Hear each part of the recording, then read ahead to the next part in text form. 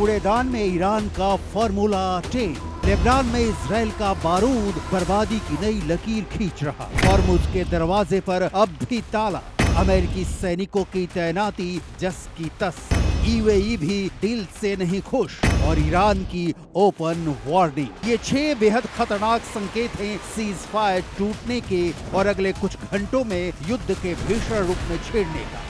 इन संकेतों की पुष्टि प्रमाण के साथ दिखाने से पहले व्हाइट हाउस की प्रेस सेक्रेटरी कैरोलिना लेविट के लफ्ज बहुत गौर से सुनिए। ईरानियों ने शुरू में 10 सूत्रीय योजना पेश की थी, जो मूल रूप से ही गैर गंभीर और पूरी तरह से अस्वीकार्य है।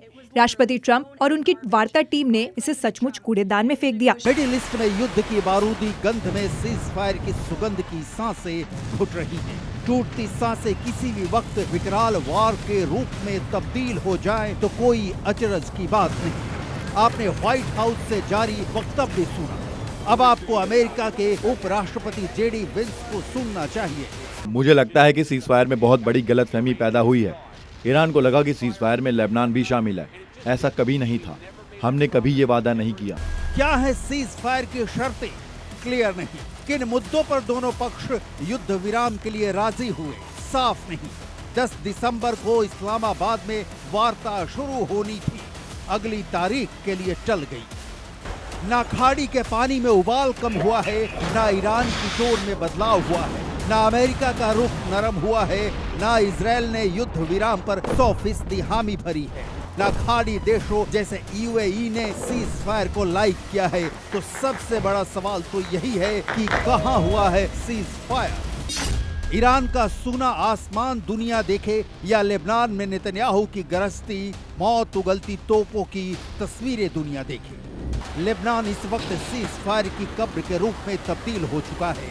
इस्लामाबाद टू तेहरान हुकूमतें लेबनान में हमले रोकने को सीज फायर की फहरिस्त में शामिल कर रही हैं, लेकिन तभी नेतन्याहू 10 मिनट में लेबनान में 100 मिसाइलें ठोक देते हैं और गर्व से सीना चौड़ा कर दुनिया को बताते भी हैं बारूद के बवंडर में सीज फायर बेमौत मर रहा है। हमेशा इस बात पर जोर दिया है कि ईरान के साथ युद्ध विराम में लेबनान शामिल नहीं है।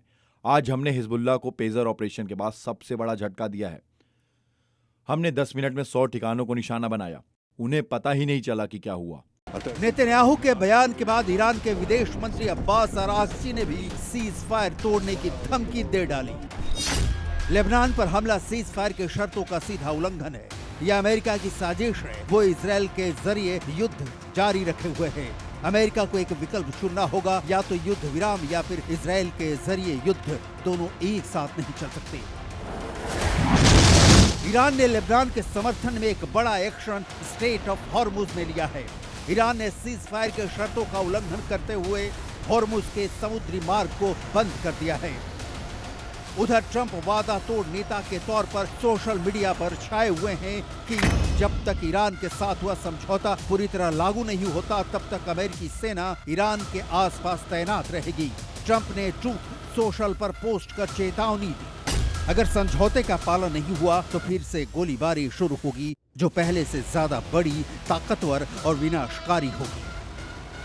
ट्रंप के पोस्ट पर ईरान ने करारा जवाब दिया। अमेरिका पर सीज फायर की 3 अहम शर्तें तोड़ने का आरोप लगाया। ईरान का मैसेज लाउड एंड क्लियर है। जिस आधार पर बातचीत होनी थी वह पहले ही टूट चुका है। ऐसे में अब बातचीत या सीज फायर तर्कसंगत नहीं रह गया है। सवाल है, क्या 11 अप्रैल को इस्लामाबाद में प्रस्तावित बैठक हो भी पाएगी या नहीं? क्या 2 हफ्ते का युद्ध विराम सिर्फ 72 घंटे में ही दम तोड़ देगा? क्या ईरान युद्ध की काली रात की अभी सुबह नहीं?